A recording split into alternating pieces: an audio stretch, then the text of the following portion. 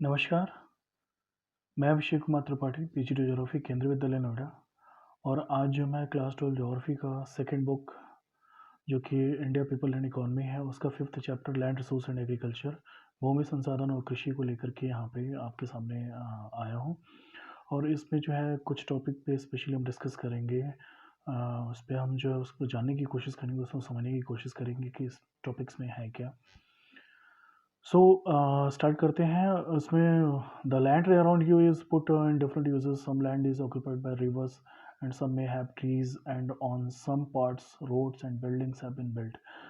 जैसा कि हम सभी जानते हैं कि जो हमारे पास भूमि संसाधन है, जो हमारे पास जो ज़मीनें हैं, देश की जो ज़मीनें हैं या भारत की जो ज़मीन है, वो कई तरह से डिफरेंट फिजिकल एस्पेक्ट्स में जो है वो यूज़ हो रहा है। हम अगर इंडिया की बात करें तो यहाँ पे फिजिकल डाइवर्सिटीज़ इतनी है, जोग्राफिकल फिजिकल डाइवर्सिटीज़ यहाँ पे इतनी है कि यहाँ पे different types of land forms जो है वो मिलते हैं और वो अलग अलग फॉर्म्स में जो है वो यूज़ कर रहे हैं। अगर फिजिकल क्लासिफिकेशन में शायद हमने क्लास 11th में देखा है कि हम अगर इंडिया को फिजिकल क्लासिफिकेशन करते हैं, जोग्राफिकल फिजिकल क्लासिफिकेशन उसमें करते हैं, तो उसमें माउंटेन्स हो गए, हिली एरियाज़ हो गए, आपके जो है वाटर बॉडीज़ में जो आपके रिवर्स वगैरह हो गए। तो इसमें जो ये माउंटेन्स हैं या फिर आपके प्लेट्यूज एरिया हैं या फिर कोस्टल एरिया, स्वैम्पी एरियाज़, ये कुछ ऐसे जगह है जहाँ पे ज़मीन जो है वो अलग अलग तरीके से जो है वो यूज़ हो रही है। ये सारी की सारी ज़मीनें जो है वो ऐसा नहीं है कि वो सारी की सारी ज़मीनें जो वो एग्रीकल्चर यूज़ में हो रही हैं। उनमें से कुछ ऐसे क्षेत्र हैं जो पठारी क्षेत्र हैं, पहाड़ी क्षेत्र हैं, जिनका अगर देखा जाए तो अगर नेचुरल ब्यूटी को छोड़ दें, अगर टूरिज़्म को एक साइड में कर दें, तो एक तरह से हमें कोई ज़्यादा बेनिफिट नहीं है अगर हम उसको एग्रीकल्चर के पॉइंट ऑफ व्यू से अगर देखें तो। और इसी तरह से बहुत सारे और भी लैंड्स यूज़ जो कैटेगरीज़ हैं हमारे यहाँ क्या होती है देखने को मिलती हैं।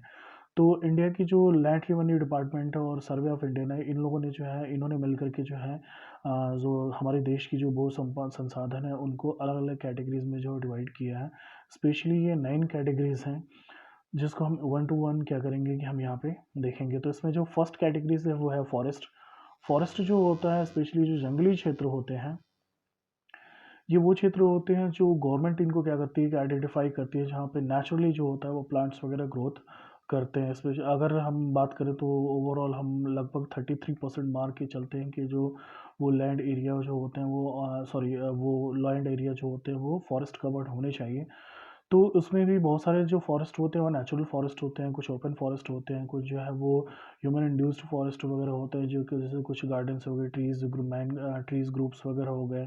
तो ये सारे जो होते हैं वो क्या होते हैं कि इस तरह के लैंड जो है वो इस पॉइंट ऑफ व्यू से जो है वो यूज़ हो रहे हैं। दूसरे पॉइंट की बात करें तो land put to non agriculture uses, generally इसमें हम इस तरह के लैंड फॉर्म्स लेते हैं जो स्पेशली वो लैंड फॉर्म्स जो या तो किसी डिफरेंट तरह के इंफ्रास्ट्रक्चर को डेवलपमेंट करने के लिए यूज़ किया जा रहा है। जैसे इंफ्रास्ट्रक्चर में क्या आता है, जैसे रोड्स हो गई या आपकी बिल्डिंग्स हो गई, मतलब एक तरह से जो एग्रीकल्चर लैंड फॉर्म्स हैं या जो एक तरह से जो दूसरे तरह की बंजर ज़मीनें वगैरह जो पड़ी हुई हैं, वो जो है वो कहीं ना कहीं दूसरे तरह के इंफ्रास्ट्रक्चर डेवलपमेंट के लिए क्या हो रहे हैं कि वो यूज़ हो रहे हैं। तो इसमें इस तरह के लैंड फॉर्म्स जो है वो जनरली आते हैं। यहाँ पे हम क्या करते हैं कि कंस्ट्रक्शन वर्क करते हैं, सेटलमेंट वगैरह को यहाँ पे हम जो इस्टेब्लिश करते हैं। तो कुछ ज़मीनें जो होती हैं वो इस तरह की होती हैं। तीसरा जो होता है वो बैरन एंड वेस्टलैंड, जो ये बंजर ज़मीनें होती हैं, और ये वो ज़मीनें होती हैं जिनको हम एग्रीकल्चरल एक्टिविटीज़ के लिए हम क्या कर सकते हैं कि यूज़ नहीं कर सकते हैं, उनका कल्टीवेशन नहीं कर सकते, वहाँ पे हम किसी भी तरह का क्रॉप्स का प्रोडक्शन नहीं करते हैं। इवन अगर हम किसी भी तरह की टेक्नोलॉजी से भी उसको इम्प्रूव करना चाहें, यूज़ करना चाहें, तो हम वैसे क्षेत्र को जो है हम क्या कर सकते हैं कि इसके लिए यूज़ नहीं कर सकते हैं। और इस तरह के क्षेत्र में जनरली वो तो या तो बैरन हिली एरियाज आते हैं आपके इस तरह के, या फिर जहाँ पे इरोजन, जैसे अगर चंबल घाटी की बात करें, जैसे यहाँ पे आप देखेंगे तो ये चंबल के रिवाइंस हैं जो कि यहाँ पे आपको इमेज में दिख रहा होगा। ये चंबल के बीहड़ जो है, ये देख कर के आपको लग रहा होगा कि ये किसी भी तरह से जो है वो यूज़ में नहीं लाया जा सकता है। इसके अलावा दूसरे तरह की जो हम इंफ्रास्ट्रक्चर की बात कर रहे थे, वो यहाँ पे आप देख रहे हैं कि तरह तरह के इंफ्रास्ट्रक्चर यहाँ पे रोड से लेकर के बिल्डिंग्स जो है वो यहाँ पे डेवलप है। वहीं कुछ जो लैंड फॉर्म्स हैं वो जो है वो परमानेंट पास्चर्स और ग्रेजिंग लैंड के लिए जो हम क्या कर रहे हैं कि उनको यूज़ में ला रहे हैं। जैसे ये पास्चर लैंड्स होते हैं, ग्रेजिंग लैंड्स होते हैं, जहाँ पे हम क्या करते हैं कि जानवरों को चरने के लिए क्या करते हैं कि हम उनको उपयोग में लाते हैं। यहाँ पे ऐसा नहीं है कि हम वहाँ पे फॉडर का प्रोडक्शन कर रहे हैं, किसी तरह के चारे का हम प्रोडक्शन, ये नेचुरली यहाँ पे ग्रासेस वगैरह ग्रोथ कर जाती है, जिसको एनिमल्स वगैरह जो होते हैं वो ग्रेजिंग करने के काम में वो यूज़ करते हैं। जो फिफ्थ हमारा जो है वो land area under miscellaneous, land area under miscellaneous use, land area under miscellaneous use tree crops and groups.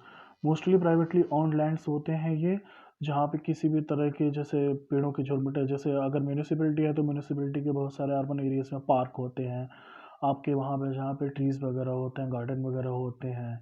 या फिर आप अगर रूरल एरिया में जाइएगा तो वहाँ पे जो है वो गांव के बाहर जो है वो कुछ इस तरह के बागीचे वगैरह होते हैं, या फिर इस तरह के कुछ एरिया होते हैं जो स्पेशली जो है वो किसी तरह से जो है वो यूज़ आ रहा है। इवन कुछ ऐसे भी होते हैं जो प्राइवेटली ऑन्ड होते हैं, जैसे अगर हम मतलब कोई ऐसा व्यक्ति जो पर्सनली उसको वहाँ पे उसकी ओनरशिप वहाँ पे हो, उसके अपने गार्डन्स हो, उसके अपने जो है पार्क एरिया हो, या उसके अपने लॉन वगैरह हो, ये सारे लैंड फॉर्म्स भी जो होते हैं वो अलग तरह से कैटेगरीज में जो है वो आते हैं। इसमें कई जगह पे बहुत सारे एरिया जो होते हैं वो फ्रूट्स की प्रोडक्शन लगाने के लिए जो है वहाँ पे हम तरह तरह के वहाँ पे जो है वो फलों के या फूलों के जो हम क्या करते हैं कि वहाँ पे पौधे वगैरह लगाते हैं, तो उस तरह के लैंड फॉर्म्स जो है वो यहाँ पे आते हैं। इस तरह से इसी तरह से कल्चरेबल वेस्ट लैंड होते हैं, ये वो लैंड होते हैं जो कि 5 साल के लिए जो होते हैं वो इनको जो है वो हम क्या करते हैं कि इनको छोड़ते हैं। Any land which is left fallow for more than 5 years it can be reclaimed for cultivation. ये 5 साल से अधिक या 5 साल से अधिक समय तक के लिए ये बंजर बेकार पड़ी हुई होती हैं, लेकिन हम इनको जो है वो फिर से हम इनको कल्टीवेशन के लिए या कृषि योग्य जो हम इसको इसमें इम्प्रूवमेंट कर सके, इसको टेक्निक्स के यूज़ के थ्रू या फर्टिलाइज़र के थ्रू हम क्या कर सकते हैं कि इसको हम यूज़ करके हम फिर से इसको क्या करते हैं कि इसको यूज़ में ला सकते हैं। तो ये कल्चरेबल वेस्टलैंड होते हैं। इसमें ध्यान देने के लिए ध्यान देने वाली जो बात है वो ये कि इनका जो ड्यूरेशन होता है वो 5 एंड मोर देन 5 years होता है। ये विस्तृत से बेकार क्या होती हैं कि वो पड़ी हुई होती हैं, जैसा कि आप नीचे की तरफ इस यहाँ वाले इमेज में जो आप इसको देख सकते हैं। इसी तरह से नेक्स्ट जो हमारा 7th है वो है आपका करंट फैलो। ये वो लैंड होते हैं जो कि एक साल से कम जो है वो इनको क्या किया जाता है कि वैसे ही नेचुरली इनको फर्टाइल होने के लिए हम क्या करते हैं कि इनको छोड़ देते हैं। गांव में बहुत सारी ऐसी ज़मीनें होती हैं जो क्या करते हैं कि हम वहाँ पे पर्टिकुलर एक क्रॉपिंग सीजन में हम क्या करते हैं कि वहाँ पे क्रॉप्स वगैरह का प्रोडक्शन हम नहीं करते हैं, उस ज़मीन को वैसे ही हम छोड़ देते हैं। हम उसमें किसी भी तरह का फर्टिलाइज़र या किसी भी तरह का उसमें वो टूल्स वगैरह यूज़ करके हम उसको फर्टाइल बनाने की कोशिश करते हैं, हम छोड़ देते हैं। वो नेचुरली क्या करते हैं, वो मॉइस्चर को एब्जॉर्ब करते हैं, वो फर्टिलिटी को रिटेन करते हैं, और फिर जो है वो प्रोडक्टिव लैंड फॉर्म्स की तरह क्या होते हैं कि वो यूज़ में आते हैं। इसी तरह से आपके फैलो एंड करंट फैलो लैंड्स जो हैं, फैलो एंड करंट फैलो लैंड्स में जो है ये left uncultivated for more then 1 year but less than 5 years। इनका जो रेंज होता है वो 1 से 5 साल के बीच में होता है। 1 से 5 साल के बीच में जो है हम इनको क्या करते हैं कि इनको हम छोड़ देते हैं, और ये जो है वो ये स्पेशली जो होते हैं वो क्या होते हैं कि वो यूज़ में आते हैं। इसके अलावा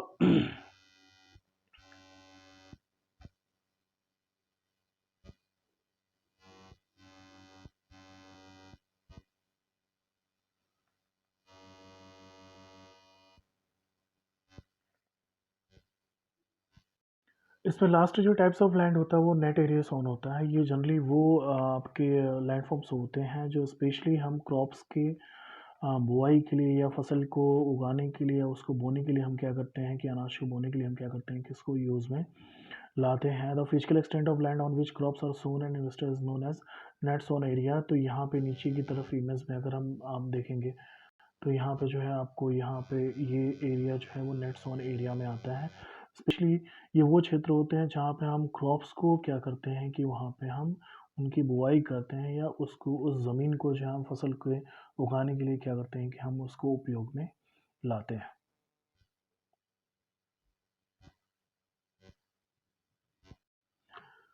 नेक्स्ट हमारा टॉपिक है इसमें टाइप्स ऑफ फार्मिंग, और ये जो है हम मॉइस्चर के बेसिस पे, मॉइस्चर के सोर्स के बेसिस पे हम इसमें जो है वो क्रॉप्स का जो क्लासिफिकेशन करते हैं। तो इसमें जनरली जो आपकी फार्मिंग होती है वो आपको दो कैटेगरीज में आती है। जैसे इरिगेटेड आपकी फार्मिंग हो रही है तो इसमें दो तरह का हम इरिगेशन करते हैं, एक तो प्रोटेक्टिव इरिगेशन करते हैं, दूसरा जो होता है वो प्रोडक्टिव इरिगेशन करते हैं।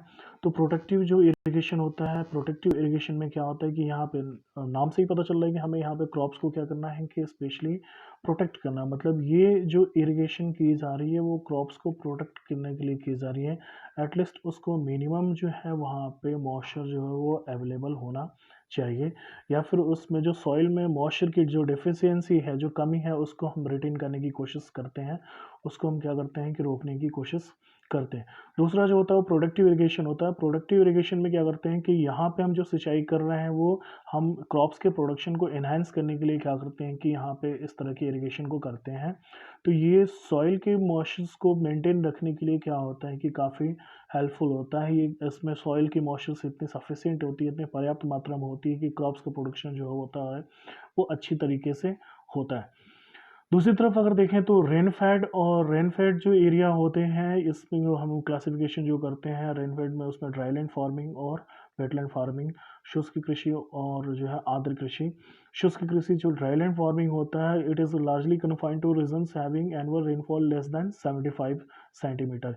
ये वो क्षेत्र जो होते हैं जहाँ पे एनुअल जो बारिश जो होती है वो पूरे वर्ष में जो बारिश होती है 75 सेंटीमीटर से क्या होती है कि वो कम होती है। तो ऐसे में हम जनरली, अब बारिश कम हो रही तो ऑब्वियसली हमें इस तरह के क्रॉप्स को हमें वहाँ पे प्रोडक्शन उनका करना पड़ेगा, या हमें उन पे फोकस करना पड़ेगा जिनको वाटर की नीड्स क्या हो सके कि उनको कम हो, जो कि स्पेशली ड्राउट रेजिस्टेंट हो, जो कि सूखे को क्या कर सकें, या सॉइल की जो मॉइस्चर में की जो डिफिशियंसी है उसको क्या कर सके कि वो एक तरह से उसको बर्दाश्त कर सके। तो जनरली इस तरह में हम जो क्रॉप्स मेजरली मेनली जो यहाँ पे प्रोडक्शन करते हैं उसमें रागी होता है, बाजरा होता है, मूंग होता है, फिर चना होता है, ग्वार है, चारे वगैरह जो होते हैं उनका हम प्रोडक्शन करते हैं। दूसरा जो है इस तरह की जो आपके ड्राईलैंड वार्मिंग जो होती है वो जनरली यहाँ पे हम रेन वाटर हार्वेस्टिंग पे भी क्या करते हैं कि फोकस करते हैं। रेन वाटर हार्वेस्टिंग में क्या होगा कि एटलीस्ट जो भी वाटर अवेलेबल हो रहा है बारिश के द्वारा, हम उसको क्या कर सकें, प्रोटेक्ट कर सकें, और फर्दर जब हमें उसकी नीड्स, हम उसको क्या कर सकें कि उसको हम इरिगेशन के लिए, सिंचाई के लिए हम उसको उपयोग में ला सकें। दूसरी तरफ जो वेटलैंड फार्मिंग होती है जिसको आर्द्र कृषि बोलते हैं, इसमें क्या होता है कि इसमें जो रेनफॉल जो होता है वो इतना मोर देन 75 सेंटीमीटर होता है, और ये काफ़ी होता है, पर्याप्त होता है, जिसमें सॉइल की मॉइस्चर क्या होती है कि काफ़ी अच्छी होती है, जिसकी वजह से क्रॉप्स का प्रोडक्शन वहाँ पे क्या होता है कि यहाँ पे काफ़ी अच्छा होता है। कई बार ऐसी भी कंडीशंस होती है कि ज़्यादा एक्सेस रेनफॉल की वजह से वहाँ पे सॉइल इरोजन की कंडीशंस बन गई, तो वो थोड़ी-सी वहाँ पे क्या होती है कि सॉइल की फर्टिलिटी लॉस होने का वहाँ पे चांसेस होते हैं। दूसरा ये कि वहाँ पे जो ओवर एक्सेस रेनफॉल की वजह से क्या है कि वहाँ पे कई बार वाटर लॉगिंग की कंडीशन बनती है। तो ऐसे में जनरली अगर पानी लग रहा है तो ऑब्वियसली वहाँ पे हम इस तरह के क्रॉप्स का प्रोडक्शन करेंगे जो कि वाटर रेजिस्टेंट हो, जिनकी जड़ें जो हैं, जिनके रूट्स जो हैं वाटर में क्या गया पानी में वो ख़राब ना हो सकें, या जिनको ज़्यादा पानी की ज़रूरत है।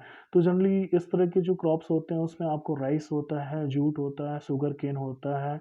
ये चावल, गन्ने और जूट जो है वो इस तरह की फसलें हैं जिनको ज़्यादा से ज़्यादा पानी में भी जो है ये क्या होते हैं कि ये फसलें जो होती है वो इनको नुकसान नहीं पहुँचता, ये बर्बाद नहीं होती हैं, ईज़िली क्या करती हैं कि सर्वाइव कर सकती हैं। आप देखते होंगे कि मानसूनी सीज़न में कई बार इतनी ज़्यादा बारिश होती है कि पूरी की पूरी धान की फसल जो है वो डूब जाती है। इसके बावजूद जो है फसल बर्बाद नहीं हो पाती हैं। हाँ, अगर क्रॉप्स में कई बार ऐसा होता है कि हेल स्टॉर्म की कंडीशन बन गई, ओले पड़ रहे हैं, तो इससे थोड़ा-सा उनको डैमेज होने की कंडीशन होती है। उनके जो ग्रेन्स होते हैं, जो दाने होते हैं, वो कई बार क्या होते हैं कि वो गिर जाते हैं।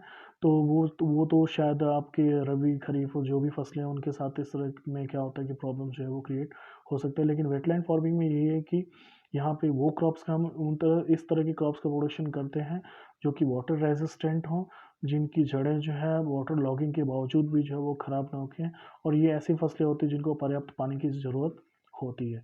तो ये हमने जो है इस वीडियो में जो है स्पेशली 2 टॉपिक को कवर किया, और इसके अलावा और भी जो टॉपिक्स हैं उस पे हमने अलग-अलग से वीडियो बनाए हैं, उसको जो है हम देखेंगे। So thank you.